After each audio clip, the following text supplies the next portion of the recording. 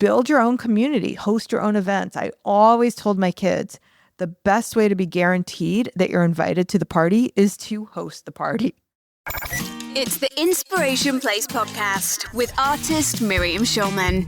Welcome to the Inspiration Place podcast, an art world insider podcast for artists by an artist, where each week we go behind the scenes to uncover the perspiration and inspiration behind the art. And now, your host, Miriam Schulman. Well, hey there, it's Miriam Schulman, and welcome to the Inspiration Place podcast. I'm your curator of inspiration, and today we're diving into strategies for building your audience. Some of these ideas are going to be about pitching to the press, others will be other things. And if you really want to join me live to find out how you can use your type of art, your personal brand story to pitch the press, build the audience, get your art in front of the right people. I'm actually hosting a live workshop next week or this week. Oh, gee, it's this week already. Time goes fast. All right, I'm hosting it this Thursday, November 7th, and I'd love to have you join me. So if you want to check that out, go to schulmanart.com/audience. All right, now let's get on with the show.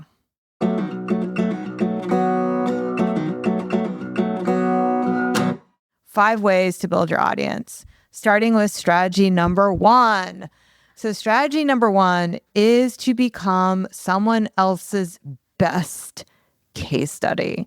So if you're taking somebody else's course, if you're working with a coach, if you're working with a mentor, and they have a popular blog or podcast, that is one of the easiest ways to get in front of them, to get on their podcast, is to become their best case study. Who are they going to pay attention to? They want to brag about their best students. I know I do. So, for example, you'll hear me always talking about my best students. You've heard me talk about Priya Gore, Marianna Nielsen, Kara Gilmore, Lynn Samus. They've all been featured because they took the work inside of the Artist Incubator seriously and achieved amazingly. So, of course, I want to talk about them. So if you want to get on somebody's podcast, take their course and become their best student. Do the work. And then it makes it really easy to pitch them, because now all you have to say is, hi, Miriam, I'm a student of your Artist Incubator, and I've done whatever it is you've done, X number of sales, X amount of new people on your email list. Maybe you got all these press opportunities, and I'd love to share that with your audience. Now, this doesn't just work with me. This is going to work with any course that you take. So if you're taking a class that is focused just on, I don't know, what are you taking classes in? Oil painting. And that person has a podcast, you want to be their best student. Hey, because of your techniques, my art now is sold out collections. And I can't wait to share that with your audience. Okay. Strategy number two, investing in exclusive opportunities. So one of the most effective ways to build your audience is through relationships. One of my friends, Michael Roderick, gave me this key piece of advice, and that is, and I don't know that he's made up this quote actually, but I'm just going to give him credit since he's the one who told me about it. And that is, the keys to the doors you want to open are in other people's pockets. So that means that any opportunity you want is usually available to you by building those key relationships. I remember when I joined my first high-end mastermind with Jason Van Orden, I wasn't just investing in what he could teach me. I was investing in his network. That's how I met Michael Roderick. That's how I met so many of the people who you've met on this podcast in the early days. And those relationships led to other relationships, other masterminds. I've met so many incredible people who open doors for me, people like Selena Sue, who have significantly impacted my career. And these smaller, more intimate groups allow you to form deeper relationships.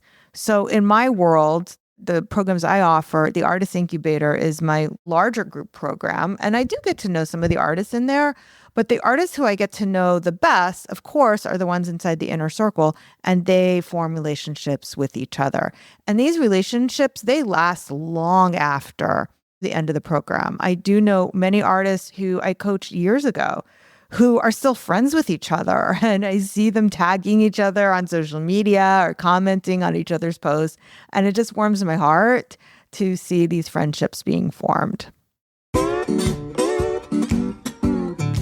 Strategy number 3, be the most active participant in the groups you're already a part of.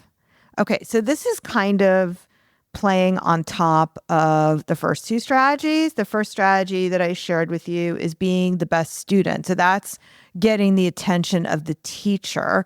The second strategy was really investing in more of these high-end masterminds or groups because you're going to form better relationships, not only with the person running it, but with the people in it, and also with the coach's network, the friends of the coach.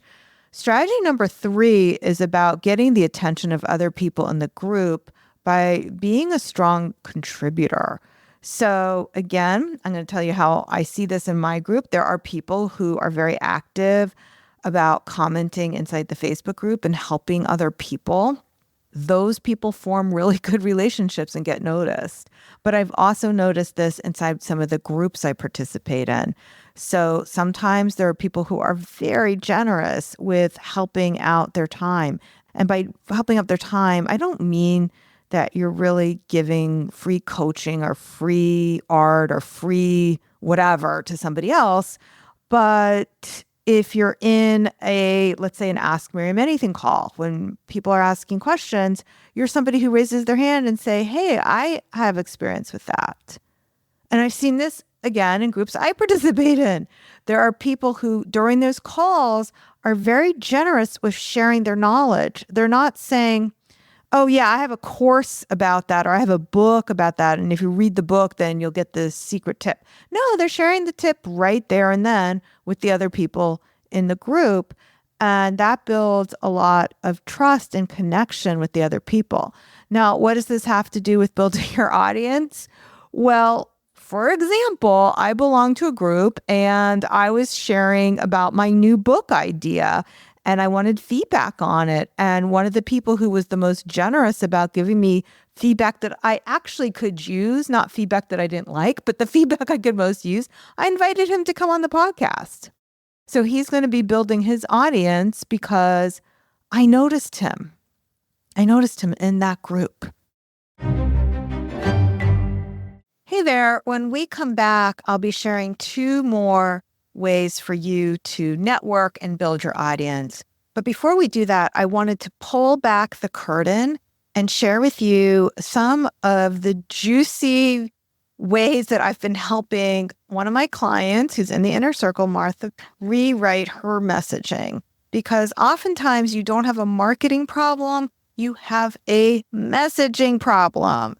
And it's really hard to come up with unique messages that stand out, especially if you're trying to just get ChatGPT to do it for you, but you don't quite know how to use it in a way that creates something that only you can have. So Martha is in my inner circle. So I just wanted to share with you 2 of the marketing messages that we came up with together.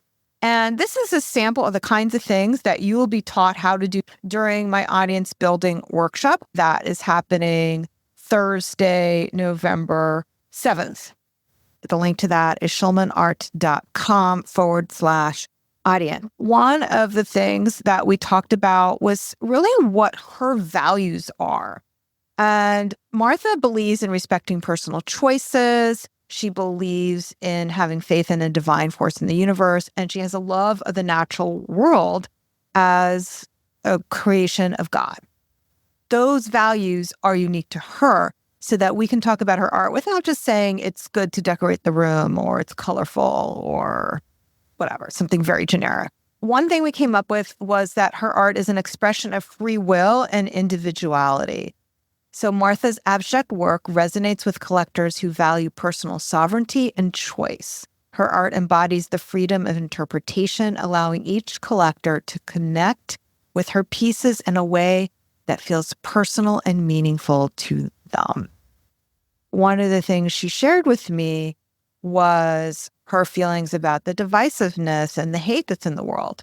So we talked about having her art being an expression of universal themes of joy, that's a unifying force, and that reflects the type of world that she wants to create.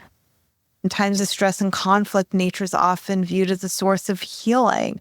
And her focus on natural elements like birds and landscape and abstract representations of the environment offers her collectors a visual reminder of the world's beauty. So that's just a sample of the kinds of messages that you can create once you drill deep and really connecting your values with your art. I hope that you will join me on November 7th to join us for that audience building workshop. Go to schulmanart.com/audience. Okay, and now let's get back to the show. Okay, strategy number 4 for building your network and building your audience is hosting your own events to build connections. I've talked about this before, but I'm going to talk about it again. One of the most effective things I've done over the years is to host my own lunches or dinners. So pre-pandemic, before I moved into the city, I used to do this every month. I would pick a date that worked best for me. I would book a table in a restaurant and I invited some of the coolest people I knew. And we all split the check when it was in the restaurant. Now that I live in New York City, I host gatherings in my apartment. I don't do it every month anymore because, well, my husband's involved and sometimes he's in the mood and sometimes he doesn't. I prefer having it in my apartment. I prefer treating everybody. It is more high quality when you're able to do it in that kind of space. But when you're the person who are connecting other people, your name gets mentioned even when you're not in the room. When you are the connector, people will naturally gravitate towards you. And a lot of these people who I've nurtured through feeding them falafel every month now recommend me to be on other podcasts. Some of the podcasts I've been on, oh my gosh, I can think off at the top of my head like 3 or 4 podcasts that I was recommended to be on just by one of my falafel eaters at my dinners. So as an artist, being an artist can be lonely. And one of the things I talk about is that one of the best ways to build your career is to have other artist friends. You saw that Gertrude Stein with her salons with Matisse and Picasso. Build your own community, host your own events. I always told my kids, the best way to be guaranteed that you're invited to the party is to host the party.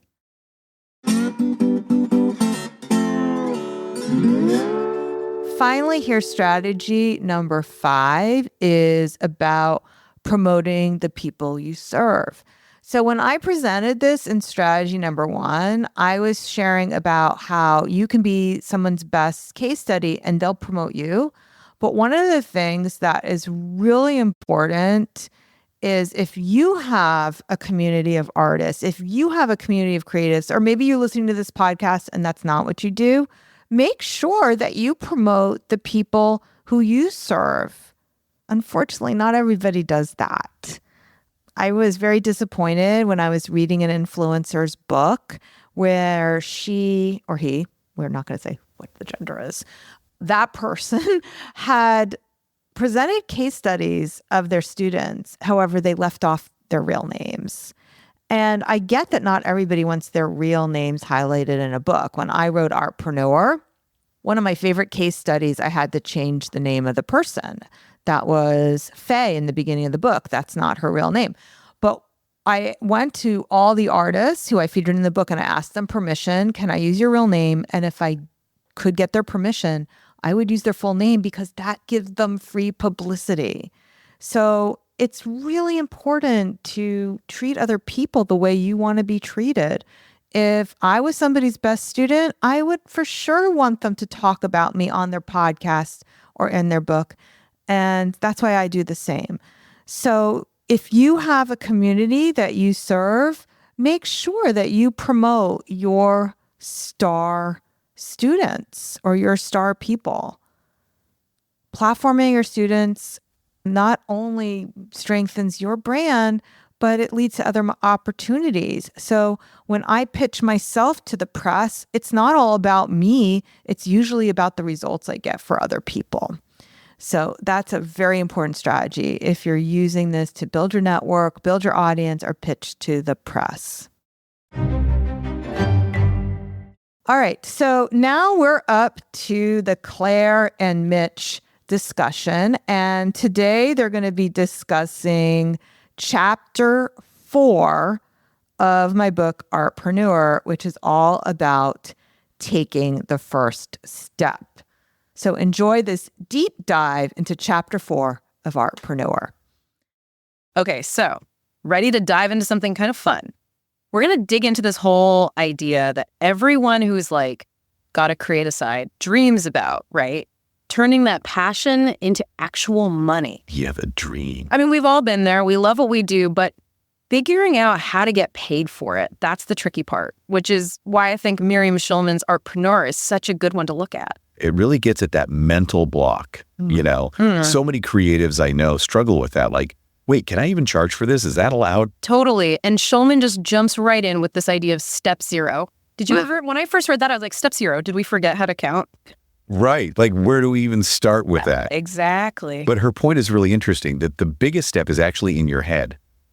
Deciding, I am a creative entrepreneur, even if you don't feel totally ready yet. It's like giving yourself permission, kind of. Exactly. It's that permission. And then all the practical stuff flows from there. Which she totally proves with that story about designing posters in college, right? Yeah, that's a good one. She's already doing the work, but for free. And meanwhile, she's seeing other people getting paid to do similar stuff. Big light bulb moment. Absolutely. Yeah. She's volunteering, hand lettering these amazing posters. But then at the same time, she's got this work study job where she's putting up like the professionally designed stuff, getting paid for that. Yeah. And she's like, wait a minute, there's a budget for this. Yeah. And I could be the one doing it. It's so true, though. Like, once you see it, It clicks. it clicks. And that kind of leads into, I think, the next big thing Schulman digs into, which is this whole idea of setting financial goals that actually excite you. Yes. Because it's not enough to just be like, I want to make more money. Right. That's too vague. Yeah, it's got to be tied to something that actually gets you fired up. Like, I want to make enough from my art that I can finally take that trip to, wherever it is you want to go. Exactly. Or I want to be able to ditch my day job by this time next year because my art is supporting me. Like, that's a goal. Yeah. And it's amazing how much our own mindset can hold us back. Oh, for sure. We're our own worst enemy sometimes. Schulman uses this analogy of just driving around aimlessly, no destination in mind. Okay, I've done that. Not productive. Right. You might eventually run out of gas, but you're not going to end up somewhere you actually meant to go. It's the same with vague income goals, So instead of, I want more money, it's, I want this much money by this time, and this is what it's going to allow me to do. Yes. Having that clear vision, it makes all the practical steps, like figuring out how to price your work and all that, it makes it feel less scary.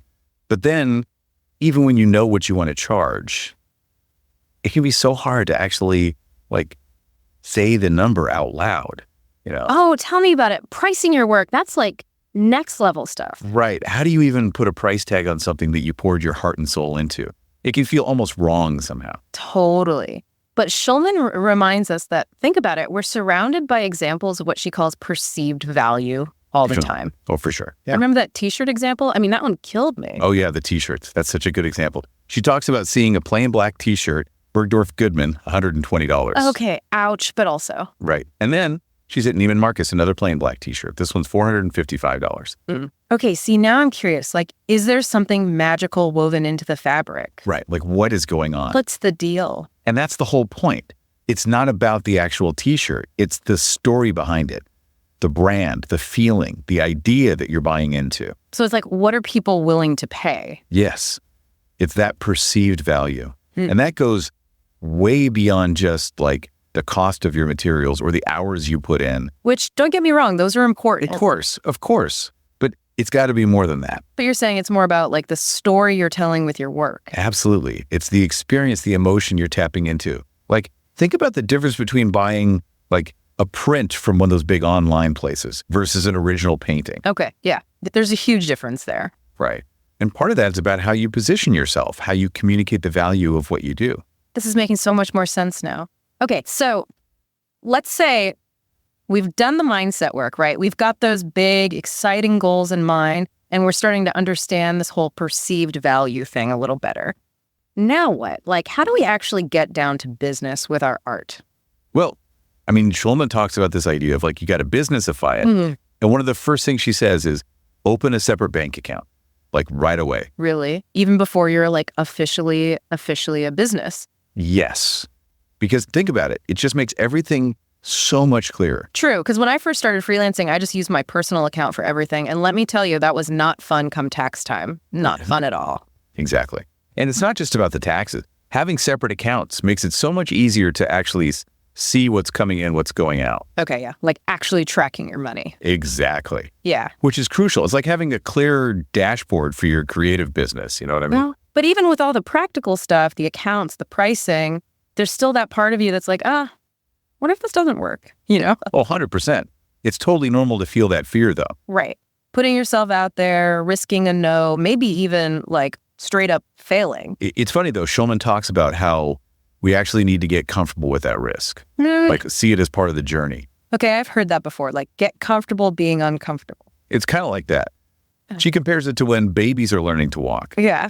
They fall down like a million times, right? Yeah, more than a million probably. But they keep getting back up. They don't think, oh, I'm a failure at walking. It's just part of figuring it out. That's a good way to look at it. It's so easy to get hung up on doing everything perfectly. But honestly, those screw-ups, we learn way more from those. Totally. And that leads to something else Shulman talks about that's huge, which is making decisions. Oh, the dreaded decision-making. Because it's easy to get stuck, you know, trying to analyze every single angle, make the absolute perfect choice. But sometimes you just got to go for it. Trust your gut. Exactly. Make the decision and then adjust as you go. You'll figure it out along the way. So much good stuff here. If we had to sum up like the big takeaway from Artpreneur for everyone listening, what would it be?